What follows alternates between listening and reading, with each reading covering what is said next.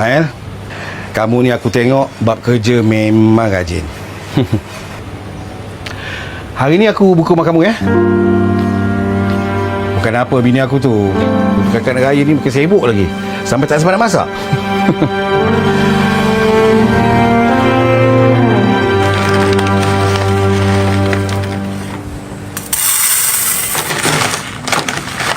Apa kata boleh? Beras pun dah habis. Jangan kata raya, nak buka puasa esok pun belum tentu. Abah ni pemurah sangat lah. Gaji Abah hari tu pun Abah bagi Pak Abu tu pinjam. Ima, dah lah. Kan hari tu isteri Pak Abu tu nak bersalin. Pegang? Ya. Wah. Ya, terima kasih. Sama-sama. Nah, adik ni. Allahu Akbar, Allahu Akbar. Allahumma kasumna wa bika amanna wa ala rizqika aftarna bi rahmatika ya arhamar rahimin. Allahumma barik lana fima razaqtana wa qina azaban nar.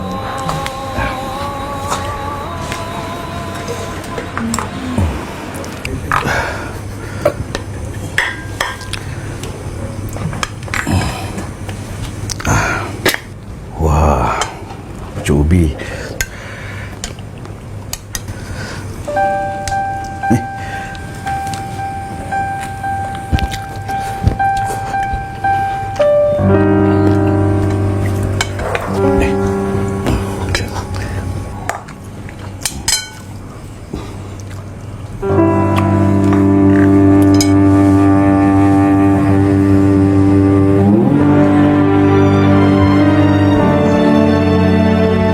Allahu liman hamidah. Rabbana Allah.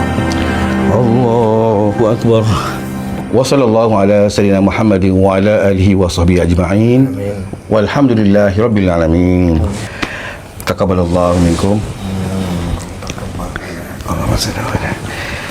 Mael, aku ingat aku nak balik dulu lah. Di rumah tu dah nunggu tu. Nak ajak pergi shopping katanya. Tahun ni saja 3 pasang baju dia. Kamu ajuk pula dia. Balik dulu ya. Allah. Apa dia?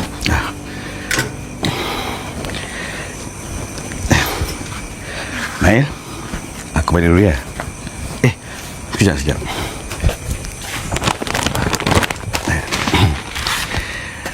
Ini ada beras. Berapa bagus ni?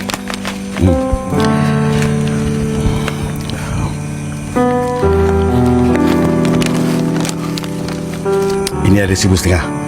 Ambil lah. Duit apa ni Pak Leman? Kan aku dah beritahu dulu, kalau kita berniaga ada untung lebih, rezeki lebih, sama-sama lah kita kongsi.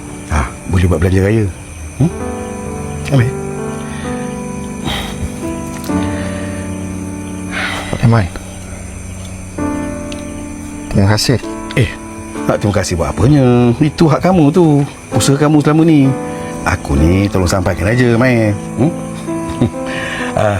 Leha, Ima, terima kasih banyak. Tadi makan masa buka tadi sedap betul. Makan dengan nasi panas-panas. Wah, memang sedap. Terima kasih ya. Mai, selamat Hari Raya. Maaf saya batin ya. Assalamualaikum.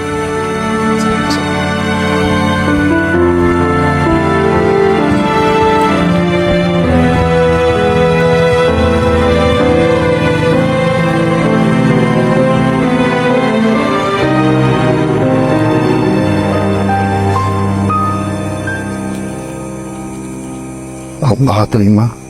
Kalau dia nak hantar rezeki, macam-macam cara.